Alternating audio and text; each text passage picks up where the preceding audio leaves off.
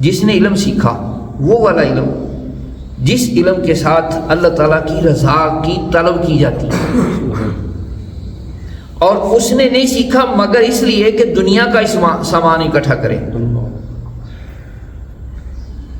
لم یجد عرف الجنت یوم القیامت یعنی ریحہا، قیامت کے دن وہ بندہ جنت کی خوشبو بھی نہیں پائے گا۔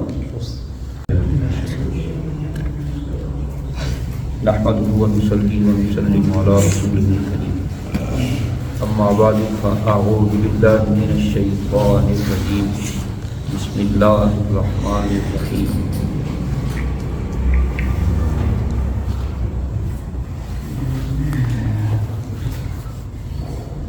هل يستوي الذين يعلمون والذين لا يعلمون؟ قال النبي صلى الله عليه وسلم، قال الله تعالى في القرآن المجيد في شان حبيبه سيدنا ومولانا محمد صلى الله عليه وسلم مخبرا وآمرا وخاطبا للمؤمنين إن الله وملائكته يصلون على النبي يا أيها الذين آمنوا صلوا عليه وسلموا تسليما، الصلاة والسلام عليك يا رسول الله وعلى آلك وأصحابك وحبيبك، الصلاة والسلام عليك يا رسول الله وعلى آلك وأصحابك وحبيبك، الصلاة والسلام عليك يا رسول الله وعلى آلك وأصحابك وحبيبك، الصلاة والسلام عليك يا رسول الله وعلى آلك وأصحابك وحبيبك۔ آج کچھ دین کا علم سیکھنے کے حوالے سے گفتگو۔ قرآن پاک کی آیت میں نے پڑھی، اللہ پاک فرماتا ہے کہ جاننے والے یعنی علم والے اور بے علم جو ہیں برابر نہیں ہو سکتے۔ علم سیکھنا ضروری ہے۔ جو بندہ مسلمان ہے اس کے لیے اللہ تعالیٰ کی ذات و صفات کو سیکھنا یعنی جاننا کہ رب تعالیٰ کی شان کیا ہے، تاکہ کہیں کوئی بات وہ شان الہی کے خلاف نہ کر بیٹھے۔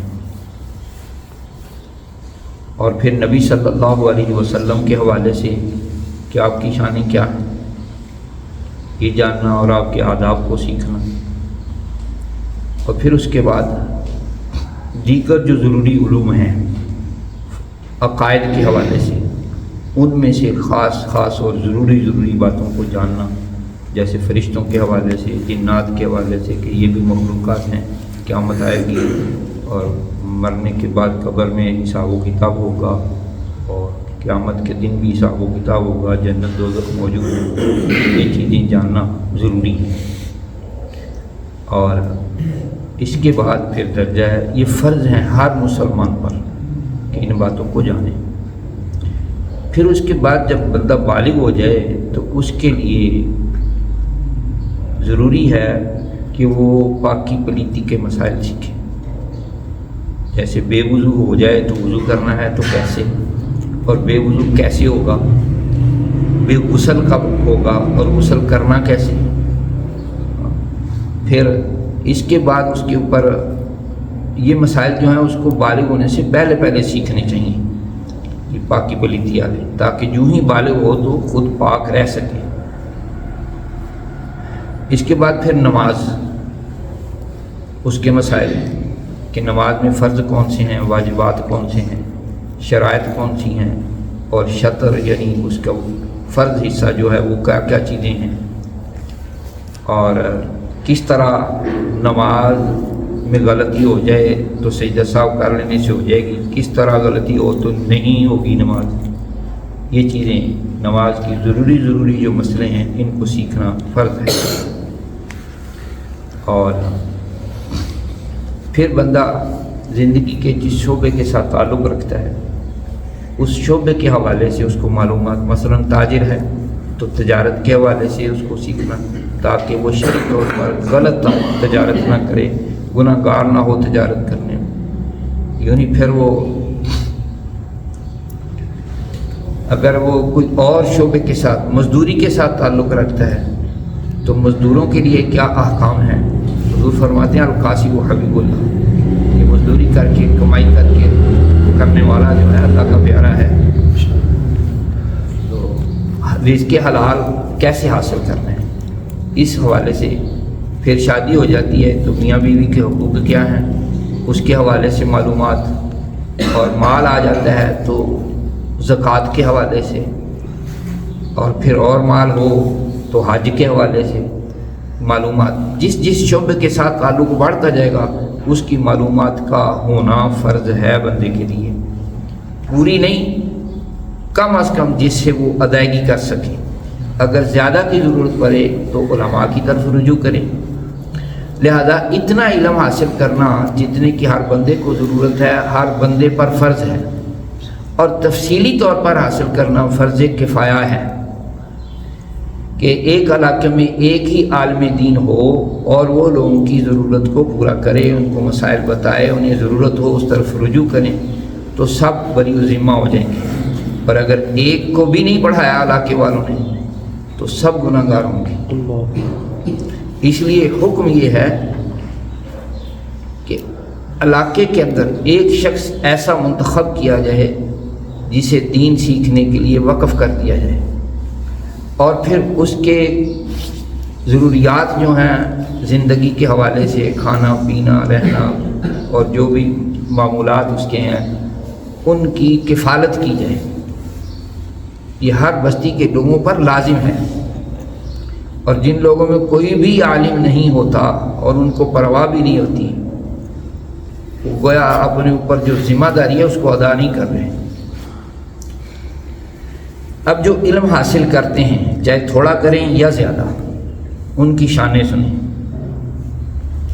حدیث پاک میں آتا ہے نبی صلی اللہ علیہ وسلم فرماتے ہیں ایک عالم ہے اور ایک ہے عابد اور ایک ہے جاہل، تین درجے ہو گئے نا، بے علم بھی ہے اور بے عمل بھی ہے، عبادت بھی نہیں کرتا، تیسرا وہ ہے، اور ایک وہ ہے جو بے علم تو ہے مگر عبادت کرتا ہے، اور ایک وہ ہے جسے اللہ نے علم بھی دیا ہے اور عبادت بھی کرتا ہوگا۔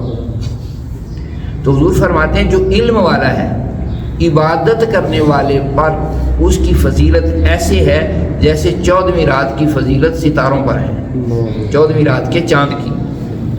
اور یہ بھی فرمایا کہ عالم کی فضیلت عبادت کرنے والے پر یوں ہے جیسے مجھے تم میں سے ادنا پر فضیلت ہے۔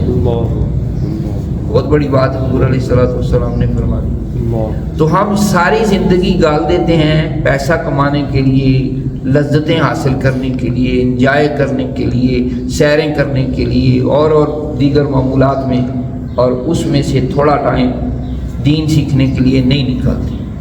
تو یہ دین جو سیکھتا ہے اس کے لیے یہ فضیلتیں ہیں۔ ایک اور ہے کہ سیدنا ابو ہریرہ رضی اللہ تعالیٰ عنہ کہتے ہیں کہ وہ چیزیں جو میں نے رسول اللہ سے سیکھی ان میں ایک بات یہ بھی ہے کہ حضور نے فرمایا ان اللہ عز وجل یبعث لہذه الامت علی راس کل 100 سنۃ من یجدد لها دینها، کہ اللہ تعالیٰ اس امت کے لیے ہر 100 سال کے آخر میں ایک ایسی شخصیت کو پیدا فرماتا ہے جو دین کو نکھار دیتا ہے۔ یعنی اگر 100 سال کے اندر کوئی گڑبڑیاں ہو چکی ہیں، کوئی ایسے لوگ پیدا ہو چکے ہیں جو دین میں اپنی رائے رکھتے ہیں یا دین کی باتوں کو خراب کر کے بگاڑ کر پیش کرتے ہیں، تو وہ جو مجدد آتا ہے وہ ان کی تصحیح کرتا ہے، انہیں درست کر دیتا ہے، اور جو غلط ہوتے ہیں ان کا رد کر دیتا ہے۔ یہ اللہ تعالیٰ جل جلالہ نے اس امت کو خصوصاً شان عطا کی ہے کہ وہ کام جو انبیاء کرتے تھے وہ اب حضور کی امت کے علماء سے اللہ تعالیٰ جل جلالہ کروا رہا ہے۔ سیدنا ابو ہریرہ رضی اللہ تعالیٰ عنہ فرماتے ہیں من تعلم، حضور علیہ الصلوۃ والسلام کا فرمان ہے من تعلم علما مما یبتغى به وجه اللہ لا يتعلمه الا ليصيب به عرضا من الدنیا، جس نے علم سیکھا وہ والا علم جس علم کے ساتھ اللہ تعالیٰ کی رضا کی طلب کی جاتی ہے، اور اس نے نہیں سیکھا مگر اس لیے کہ دنیا کا سامان اکٹھا کرے، لم یجد عرف الجنت یوم القیامت یعنی ریحہا، قیامت کے دن وہ بندہ جنت کی خوشبو بھی نہیں پائے گا. حالانکہ ایک حدیث پاک میں آتا ہے جنت کی خوشبو 500 سال کی مسافت تک دور جائے گی، اتنی تیز خوشبو ہوگی. تو جب جنت میں جائیں گے تو پھر وہاں کیا عالم ہوگا. تو جس کو خوشبو بھی نہیں ملے گی اس کو جنت پھر کیسے ملے گی. مطلب یہ ہے کہ دین سیکھنا چاہیے اپنی ضرورت کے لیے کہ مجھے ضرورت ہے، اور پھر جب اپنی ضرورت پوری ہو گئی، زیادہ سیکھا، مکمل دین کو سیکھنے کی کوشش کی، تو پھر دوسروں کو بھی بتائے. تو جس کے پاس علم ہو اس کے لیے ضروری ہے دوسروں کو سکھانا. اگر وہ سکھانے میں کوتاہی کرے گا تو وہ بھی گناہ گار ہوگا، اسی طرح جس طرح وہ لوگ گناہ گار ہوتے ہیں جو کسی کو اپنے میں سے عالم نہیں بناتے. ایک اور حدیث ہے حضرت سفیان رضی اللہ تعالیٰ عنہ سے روایت ہے کہ عمر بن خطاب رضی اللہ تعالیٰ عنہ نے حضرت کعب، یہ یہود کے عالم تھے، مسلمان ہو چکے تھے، ان سے کہا کہ من ارباب العلم، علم والے کون ہیں؟ قال الذین یعملون بما یعلمون، انہوں نے کہا وہ جو عمل کرتے ہیں اس پر جسے جانتے ہیں، یعنی عالم باعمل، جس کے لیے ہم جملہ لفظ بولتے ہیں. قال فما اخرج العلم من قلوب العلماء، تو انہوں نے پھر دوسرا سوال کیا کہ علماء کے دلوں سے علم کون سی چیز نکال دے گی؟ قال الطمع، انہوں نے کہا لالچ، ہرس اور طمع جو ہے یہ علماء کے دلوں سے علم خارج کر دیں. کیونکہ جہاں تو اس طرف ہوگا کہ مجھے پیسے ملیں، زیادہ سے زیادہ ملیں، تو پھر وہ علم کی طرف توجہ ہی نہیں ہوگی، پیسوں کے. اس لیے علماء نے کہا اور احادیث اور قرآن کی تشریح کرتے ہوئے کہ ایک بندے کی ایک علاقے والوں کو ذمہ داری لینی چاہیے اور اس کی خدمت کرنی چاہیے تاکہ وہ خوش باش ہو کر سہولت سے علم دین سیکھے. تو جو لوگ اس طرف دھیان نہیں کریں گے وہ گناہ گار ہوں گے. اور پھر فرمایا حضرت احوص بن حکیم اپنے منہ سے روایت کرتے ہیں، یعنی حکیم سے، وہ کہتے ہیں رسول اللہ صلی اللہ علیہ وسلم نے فرمایا الا ان شر الشر شر العلماء اور شرار العلماء، کہ بدترین سے بدترین چیز جو ہے وہ بدترین علماء ہیں. وَإِنَّ خَيْرَ الْخَيْرِ خَيَارُ الْعُلَمَاء، اور خیر کی خیر جو ہے وہ بہترین خیر والے علماء ہیں. اگر آپ اس کی دنیا میں دھیان رکھیں، توجہ کریں تو آپ کو مثالیں نظر آ جائیں گی.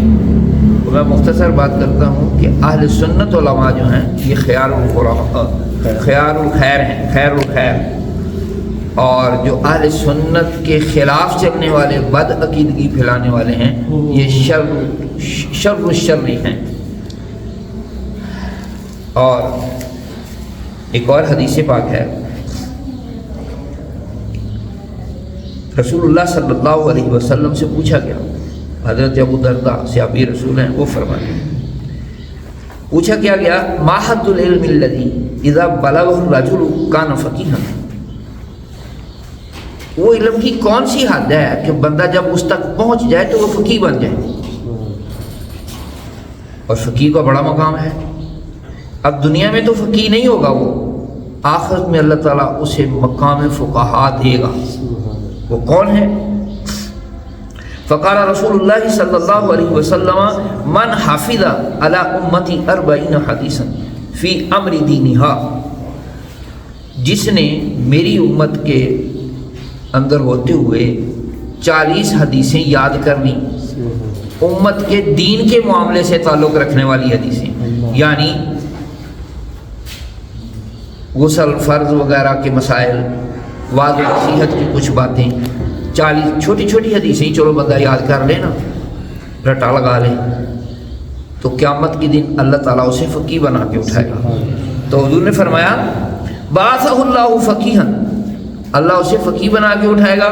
وَكُنْتُ لَهُ يَوْمَ الْقِيَامَةِ شَافِعًا وَشَهِيدًا، اور میں قیامت کے دن اس کی سفارش بھی کروں گا اور اس کا گواہ بھی ہوں گا. گویا حضور سفارش کریں گے کہ یا اللہ یہ میرا بندہ، یہ میرا غلام، یہ میرا امتی فقیہ ہے، اس کو فقہ والا درجہ اور مقام عطا کر. اور پھر حضور یہ بھی بتائیں گے کہ میں اس کا گواہ ہوں کہ اس نے محنت کی اور حدیثیں یاد کی. اور پھر حضور یہ بھی فرماتے ہیں، ایک حدیث پاک میں آتا ہے کہ جو شخص مجھ سے سنے اور یاد رکھے اور پھر دوسروں تک پہنچائے، اللہ تعالیٰ اس کے خوش چہرے کو تر و تازہ رکھے. ہاں، اور سمجھ یہ آتی ہے کہ بیماری کی وجہ سے کچھ ہو جاتا ہے، مگر پھر بھی علماء کے چہرے جو ہیں وہ عام بے علم لوگوں بوڑھے ہو کر جو حال ہوتا ہے نا وہ ان کا نہیں ہوتا، وہ پھر بھی رونق افروز ہوتے ہیں. ایک اور حدیث ہے، رسول اللہ صلی اللہ علیہ وسلم نے فرمایا فقیہ واحد اشد علی الشیطان من الف عابد. ایک بندہ وہ ہے جو ساری رات عبادت کرتا ہے، اور ایک بندہ وہ ہے جو علم پڑھتا ہے تھوڑا ٹائم دے کے. تو جو علم پڑھنے والا ہے حضور فرماتے ہیں 1000 عبادت کرنے والے ہوں تو شیطان کے مقابلے میں وہ 1000 عبادت کرنے والے کمزور اور ڈھیلے ہیں، اور یہ مضبوط ہے ان سے جو علم والا ہے. اس کی مثال میرے ذہن میں ایک آتی ہے، کسی جگہ میں نے پڑھا، کسی بزرگ نے لکھا ہوا ہے کہ ایک آدمی مسجد میں نماز پڑھ رہا تھا اور ایک آدمی باہر دروازے پر کھڑا تھا. ایک اور آ گیا، اس کو کہا یہاں کیوں کھڑا ہے، اندر کیوں نہیں جاتا، کیا مسئلہ ہے تجھے؟ اس نے کہا کہ میں اس لیے کھڑا ہوں کہ میں اندر جاؤں، یہ بندہ نماز پڑھتا ہے جو اس کی نماز خراب کروں. تو کہا پھر جاتے کیوں نہیں ہو، تجھے تکلیف کیا ہے؟ بتایا کہ میں شیطان ہوں. کہا میں ڈر رہا ہوں، اس کے پاس ایک سویا ہوا ہے، لیٹا ہوا ہے، ڈر رہا ہوں کہ اگر میں جا کے خراب کروں گا تو وہ بیدار ہوئے گا، دیکھے گا یا دیکھ رہا ہے تو وہ اس کو بتا دے گا تو وہ نماز صحیح کر لے گا. تو وہ علم والا تھا نا جس سے وہ ڈر رہا تھا کہ یہ غلطی کرے گا تو یہ بتا دے گا، لہذا میں اندر نہ آ جاؤں سوچ رہا تھا. تو یہ شیطان کی حالت ہے. تو حضور فرما رہے ہیں جب کہ شیطان پر ایک عالم 1000 عبادت کرنے والوں سے بہتر ہے. اور ایک اور مثال ہے اس کی، امام محمد سیدنا امام اعظم رضی اللہ تعالیٰ عنہ کے شاگرد ہیں. ان کا تعلق امام شافعی کی والدہ کے ساتھ ہوا. ان کی والدہ نے امام شافعی کے بعد نکاح کیا، امام محمد نے نکاح کیا ان سے. تو چونکہ ان کے پاس آتے جاتے رہتے تھے، امام شافعی کے ساتھ تعلق قائم ہو گیا تھا. ایک رات ایسی ہوا کہ امام محمد بستر پر لیٹے رہے. میں امام محمد کہہ رہا ہوں تو رضی اللہ تعالیٰ عنہ آپ کہیں، رحمہ اللہ تعالیٰ کہیں. جب حضور کا نام آئے گا نا، نبی پاک صلی اللہ علیہ وسلم کا نام محمد، پھر صلی اللہ علیہ وآلہ وسلم. حضور کے بعد بے شمار محمد پیدا ہو چکے ہیں حضور کی برکتوں سے، رب کی عطاؤں سے. تو امام شافعی ساری رات نوافل پڑھتے رہے اور امام محمد ان کے پاس بستر پر لیٹے رہے. ان کے دل میں خیال آیا کہ یہ بندہ چنگا ہے، ساری رات سوتا ہی رہا. تو جب صبح ہوئی تو وہ گئے جا کے نماز پڑھ لی، وضو نہیں کیا. ان دیکھا بھی اس نے وضو بھی نہیں کیا. بعد میں ان کے اوپر نہ اعتراض کیا کہ تم ساری رات سوئے رہے ہو اور صبح بن وضو جا کے بے وضوئی نماز پڑھ لی ہے، تو کیا ہی اچھا تھا کہ آپ وضو کرتے اور رات کو کچھ نوافل بھی پڑھتے. انہوں نے جواب کیا دیا؟ انہوں نے کہا آپ نفل پڑھے ساری رات، ان نفلوں کا فائدہ کس کو پہنچا؟ صرف آپ کی ذات کو، یا جس نے آپ کی تربیت کرتے ہوئے آپ کو کہا کہ نفل پڑھا کرو اس کو بھی فائدہ ہوگا. اور میں جو بستر پر لیٹا رہا ہوں نا، تو میں نے 1000 مسائل قرآن و حدیث سے اخذ کیے ہیں. ان مسائل کا فائدہ تا قیامت میرے آقا صلی اللہ علیہ وسلم کی امت کو پہنچے گا. اور میں سویا نہیں ہوں، وضو نہیں ٹوٹا، اس لیے نیا وضو کرنے کی ضرورت نہیں تھی. لیٹا اس لیے رہا ہوں کہ لیٹ کر میری سوچ اور میری فکر جو ہے وہ زیادہ کام کرتی ہے. تو یہ ہے علم کا فائدہ. جو لوگ غور و فکر کرتے ہیں قرآن و حدیث کو، تو جتنے امام اعظم رضی اللہ تعالیٰ عنہ کے شاگرد تھے نا، اللہ تعالیٰ ان سب سے راضی ہو، اور وہ سب قرآن اور احادیث کے حافظ تھے۔ پھر دیکھو انہوں نے 1000 مسائل اخذ کیے، تو یوں نہیں ہے ہماری طرح کہ ایک بات سوچی تو بھول گئے، کہ بیٹھے ہیں وہ دل میں آیا کہ یار اندر سے یہ چیز لے آؤں، تو اندر گئے تو بھول گئی ہے کیا چیز لینی تھی۔ تو وہ ان کے حافظے دیکھو، اللہ تعالیٰ کا کرم کتنا تھا، اور کیوں نہ حافظے مضبوط ہوں، کہ وہ عمل کرتے تھے، بد عملی برے کاموں سے بچتے تھے، ہر وقت ان کا جو ہے اللہ رسول کی اطاعت میں گزرتا تھا، کہ کوئی مسئلہ ہی سوچ رہے ہیں، کوئی کسی کو پڑھا رہے ہیں، بتا رہے ہیں، عبادت میں وقت گزار رہے ہیں، تو وہ کیسی عظیم بات ہے۔ تو ایک اور حدیث بات یہ ہے، ابن عباس رضی اللہ تعالیٰ عنہ سے روایت ہے، تدارس العلم ساعۃ من اللیل خیر من احیائها، رات کو علم سیکھنا سکھانا، پڑھنا پڑھانا تھوڑی دیر کے لیے، 1 گھنٹہ کہہ لو، ساعتن کا معنی گھنٹہ بھی ہے آج کل کی عربی کے اندر، الساعہ کو گھنٹہ بھی کہتے ہیں۔ کہتے ہیں کہ ساری رات کو زندہ کرنے، شب بیداری کرنے، جاگنے سے بہتر ہے۔ اب میں کہتا ہوں یہ جو ہمارے بزرگ اور آستانوں والے حضرات ہیں نا، یہ ذکر کرنے پہ بڑا زور لگاتے ہیں، علم کی باتیں نہیں سکھاتے، تو ان کو ذکر کے ساتھ تھوڑا سا ٹائم علم سکھانے پر بھی رکھنا چاہیے، تاکہ لوگوں کو علم سے آگاہی ہو، کیونکہ بے علم بندہ عبادت ہی نہیں کر سکتا، کرے تو کسی بھی وقت بھٹک سکتا ہے، گمراہی کی طرف جا سکتا ہے۔ اس لیے جستجو اس بات کی ہونی چاہیے کہ لوگوں کو علم بھی دیا جائے، تو دیکھا جائے لوگوں کا موڈ جیسا ہے ویسی باتیں علم کی ان کو سکھائی جائیں، اور کبھی یوں بھی ہوتا ہے موڈ نہیں دیکھنا چاہیے، کیونکہ حکیم کا کام یہ نہیں ہے کہ مریض کے موڈ کو دیکھے کہ یہ کیا کھائے پیے گا تو میں وہی بتاؤں۔ حکیم کا کام یہ ہے کہ اس کو یہ بتائے کہ تمہارے لیے بیمار کرنے والی کون سی چیز ہے اور تندرستی دینے والی کون سی چیز ہے، تو تندرستی والی چیزیں کھانی ہیں، استعمال کرنی ہے، بیماری والی نہیں۔ تو یہ جو بے علم لوگ ہوتے ہیں وہ ایسے ہی ہیں جیسے بیمار ہیں، تو علماء کو ان کو وہ علم کی باتیں سکھانی چاہیے جس سے ان کی بیماری دور ہو۔ تو ذکر کرنا اچھی بات ہے، والا ذکر اللہ اکبر، اس پر بھی انشاءاللہ موقع ہوا تو میں عرض کروں گا۔